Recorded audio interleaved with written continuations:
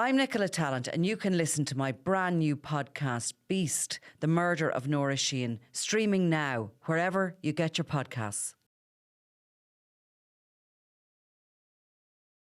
I was just singing Nellie the Elephant to you there, and I'm not going to sing for the listeners. Please don't. I really won't. But I was singing away, and I wasn't even looking at the screen, and I sang the whole thing nearly, didn't I? You did, if that could be described as singing, but you certainly made a series of noises. Nellie the Elephant hacked his trunk. Of course, because we got a call one day that James Nellie Walsh, this is after he'd first appeared in the Sunday World, and at the time, I think it was in a Mick McCaffrey article, we'd only referred to him as the Elephant, because we couldn't name him. I think he was facing charges at the time, and we were told, I got a call one Saturday saying he's in a pub in the sort of south inner city, and he's singing Nellie the Elephant in the pub and telling everybody he's been in the Sunday World. Nice. But I think he was a young man then, and maybe he did enjoy the notoriety. But I think those days are gone, and you see where his notoriety has got him at this point.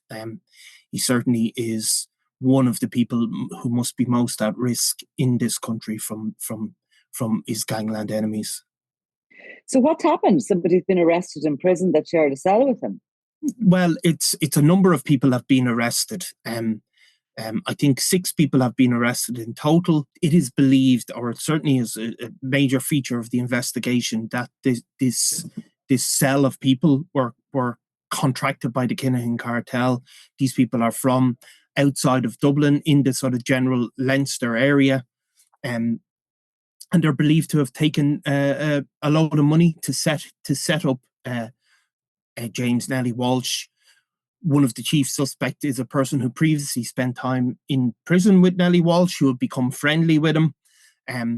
So he has been arrested. A woman associated with him has been arrested. Then there's been a couple of other people who've been arrested who are suspected of being spotters and have been knowing Nellie Walsh's movements on the day. And a 6th man was arrested today. We're recording this on Wednesday night. He was arrested in Portlaoise Prison, where he is serving a sentence in relation to drugs. So this attempted murder, attempted assassination was in December 2022. Yeah. And we're saying that the Kinahan cartel ordered that at that point. Yes. And are we talking about subgroups of it? Or are we talking about the overall grouping in Dubai? Well, I'd say you're talking about one of the subgroups. Obviously, Nellie Walsh has had a long-term feud with Peadar Keating. This stretches back a long time. And as you know, this feud resulted in a number of deaths. Peadar Keating would have been the right-hand man of Thomas Bomber Kavanagh. He would have really directed his operations, particularly in that part of West Dublin. And so it's believed that section of the Kinahan cartel, rather than coming from somebody like Daniel Kinahan in Dubai, I don't think he's bothered about Nellie Walsh in reality. But this other wing of the Bomber Kavanagh organisation really has remained determined to kill Nellie Walsh. 6 weeks before this attempt that's being investigated by Gardaí in Carlow, somebody tried to shoot him with a machine gun at a house in West Dublin. And they've just remained determined to get him all through this time. So we will see now. Apparently, the Gardaí have attempted to speak to Nellie Walsh about this shooting. He hasn't spoken to them. So we'll see how this investigation progresses. So, of course, the reason I was asking that was because it does seem that Daniel Kinahan has been trying to keep his head very much down and trying to stay away from any sort of allegations of directing murder or anything like this, and particularly since those sanctions which are in place prior to that murder attempt on Nellie Walsh. But I suppose you have that massive subsection of it, which is the Byrne organised crime group headed by Thomas Bomber Kavanagh, mostly in jail, some of them awaiting trial, including Liam Byrne, who's facing extradition from Spain. And Peadar Keating himself is wanted now in the UK. He's already been before the courts where an application has been put in for his extradition to the UK. on weapons charges. So in a way, you'd wonder, they've nothing to lose as such by planning this, have they? It's not as if there's going to be any situation, a political situation, as there would be with Daniel Kinahan if he's linked to anything kind of late. No, I mean, and you have to remember the feud and the bad blood between Nellie Walsh and Peadar Keating is really significant. I mean, it's focused on, the real a big part of it is focused on the death of Jason Carroll, who was Peadar Keating's brother-in-law, and then subsequently there was a number of murders, in which people very close to the two main guys were killed. So it's that bad blood is there. It just shows you that the Kinahan organisation, while may not have the people on the ground to carry out their orders, they still have the money to direct other people to do these things, and money is going to talk. And we're seeing now, we will see if there is an impact on a number of people coming out of prison. We've talked about a few recently, 2 or 3 that have come out that were high up in the Kinahan cartel. There's another man that we can't go into recently, has just been out of prison in recent months, who was also associated with the Kinahan cartel, who's been arrested again for another serious crime and is already before the courts. So these guys coming out, the idea that they're going to, get a job in McDonald's and is unlikely. And Nellie Walsh, at least for this subsection of the cartel, he remains the number one target. People might find it hard to believe that guys in prison organise hits. Yeah, well, they might, but I don't think people would believe it or would struggle to believe that they have access to phones. I mean, we've seen that again and again. Not just the guys at the top of the ladder, but the guys even at the very bottom can have access to phones. And really, phones are all you need. That's it. There's also, and money. And money, but there's also people coming in and out of prisons all the time. Even in high security prisons, you have people that will be getting out, for weekends, all of that stuff.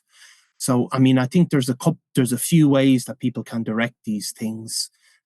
Certainly, we've seen murders, and we know for a fact that murders and crimes of many types have been ordered over phones in prison. In particular, the Wayne Dundon is currently serving a life sentence for ordering a murder over a phone. But all the way back to Christy Kinahan Sr. himself, when he was recorded, even back was it in the 90s when he was last in prison in Ireland, directing drug trafficking from a prison phone. We see it all the time. It is definitely going on. And I suppose that's because, so when people are locked up, there will still be an organisation on the outside capable of continuing the business of drug dealing and then continuing the orders, which could be murder. So, you got a guy in prison who maybe hates Nellie Walsh, but he still has people outside who are still, the wheels are still turning. It's not always the end of a grouping when certain individuals are imprisoned, especially the larger the grouping. It's not always the end of it. It's very difficult to totally dismantle it. But definitely when some of these guys are in prison, they can actually have an increase in power because, for somebody who can control the drug trade, say in a prison wing, they make all of these associations. And this is clearly what the Gardaí are investigating in this occasion, that there was links made in prison to this Leinster grouping, for want of a better term. And that, the fact that they have these connections in prison allowed this to be planned. We've seen those associations that can develop very strongly in the prison system and how they can continue when people are out, or they can direct people from the outside.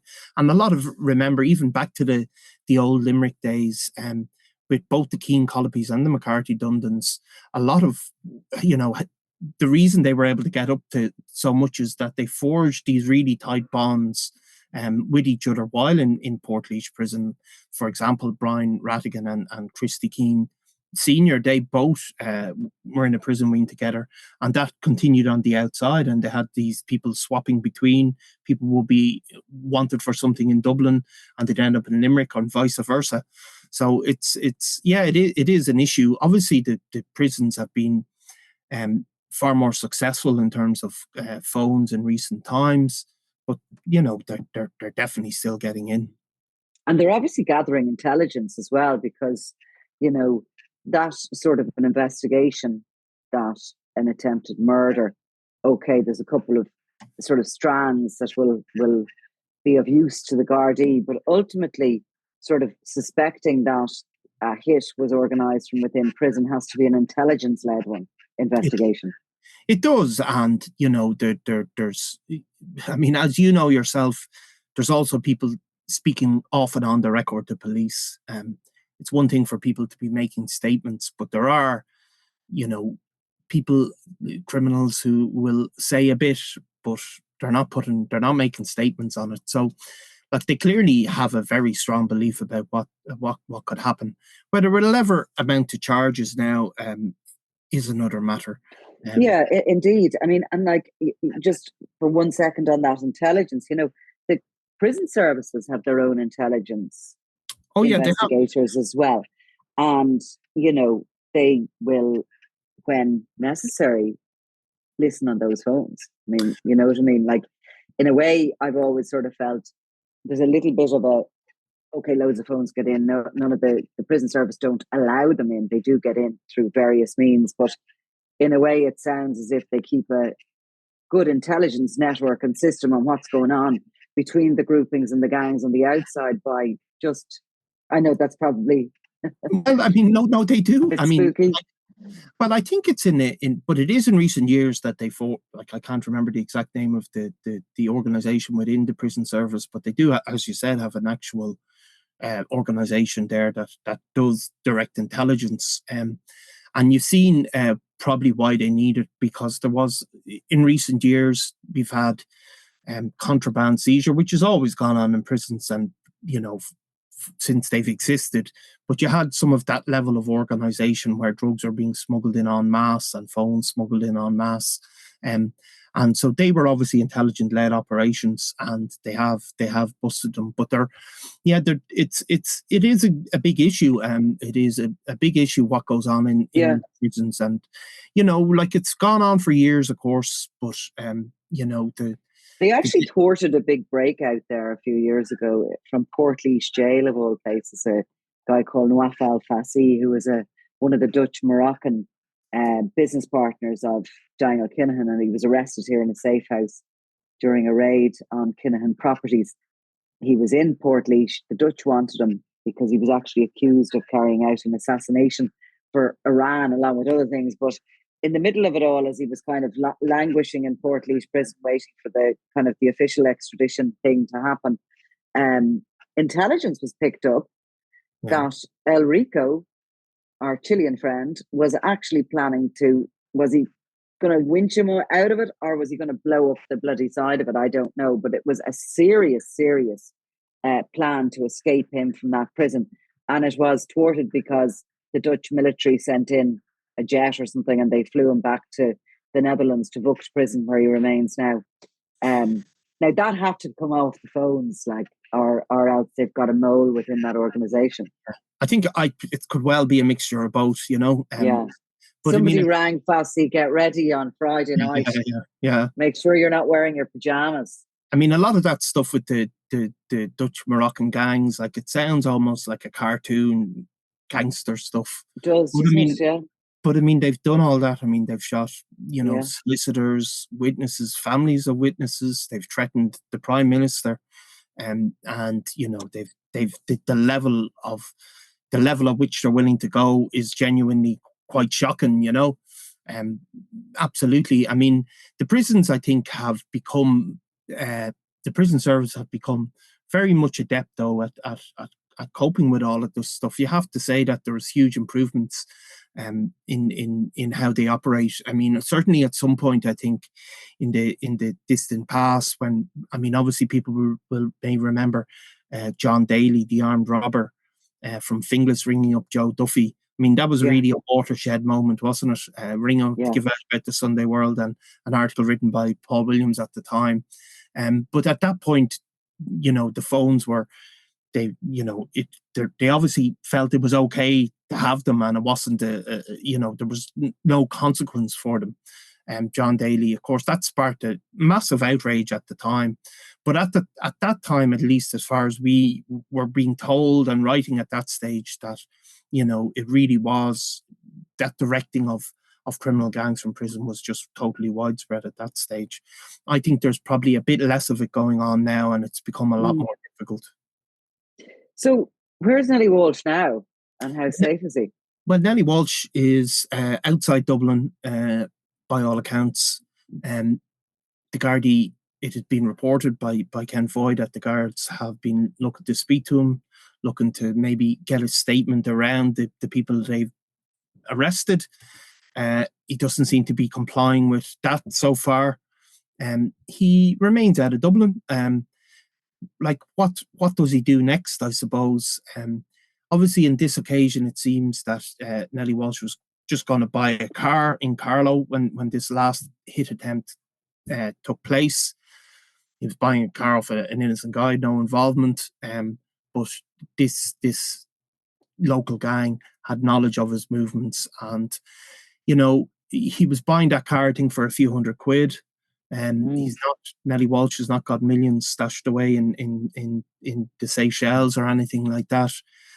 But he's been defiant over the years. He's tended to take to social media and say he's not afraid of this and that. And maybe you have to think that his luck will run out one of these days, because imagine living like that literally every time you went to do a transaction, anything, if you went to the supermarket, you went to go buy a car or anything, that you were actually at risk of getting shot dead. It's horrific. It's an awful way to live. It is, but it must be even worse because these people obviously he felt were his pals or knew him anyway, and even then people like that can be got at and can't be trusted. So exactly. I mean, that is a really, really tough way to be, that anybody he associates with. And we've seen that double crossing obviously going on in other murders. Obviously the Robbie Lawler one seems to be a murky business as well, where people who they're friendly with are willing to turn on you for a bit of cash. Absolutely. That certainly happens in that world. So how are you feeling after the big win at the Podcast Awards for Crime World? I am feeling fantastic. Are you? Yeah, why not? I was wondering, I was going to do it, but of course I wasn't in. But did you Conor McGregor it up the newsroom? I didn't Conor McGregor it up the newsroom yet. No. In fact, the only I had a brief look, and I have my hand at a funny angle in one of the pictures, and that's. You know what? If ever, I'm accused of being critical of you, right? Yeah. But people don't realise that I have been groomed to be that way, because the lads are 10 times worse than me. Yeah. I actually looked on my phone this morning and I had got a text last night about 2 minutes after that photograph was taken from Enda talking about your hand and the way it was. It did look like a kind of a withered hand or something. Mr. Burns type of hand, maybe. Yeah. But I mean, if ever your ego is tempted to run out of control with awards, just know I'll post the picture on Twitter. Yeah. So, and was that all that was wrong with the picture? That your hand was a bit odd? I don't know. That's I don't know.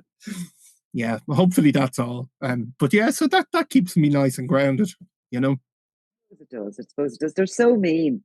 Yeah. Aren't they? They're just jealous. They are just jealous of my. Is that what your mother would say to you?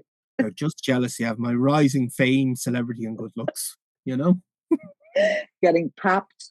Yeah, exactly. At the Irish Podcast Awards. For anybody who doesn't know, we won I was going to say a medal. Yeah. Sorry. We all got a medal. Yeah. No, we didn't win medals. We got a sort of a gong thing, didn't we? We got an award. Do you have it? I don't have it with it. I don't have it. No, that's all right. No. I thought you were going to go with your withered hand. Well, I wouldn't be able to hold it up, yeah. Anyway, we got a gong for best commercial strategy podcast. No, it's great. It's great to get it, and the awards are great. And you see the impact podcasts are having at the awards. And it was, of course, for our Dingle Whiskey Movie Club, which we did last year, and we need to consider doing another one. So we reviewed the top 10 gangster movies, and then we had a kind of a live show around the real life gangsters the movies are based on, basically. And actually, maybe we should repost that, because it was quite a colourful discussion. And everybody who was actually at the live show said they couldn't believe that such and such, that he was actually him. And so we'll maybe repost it as a measure of our glory.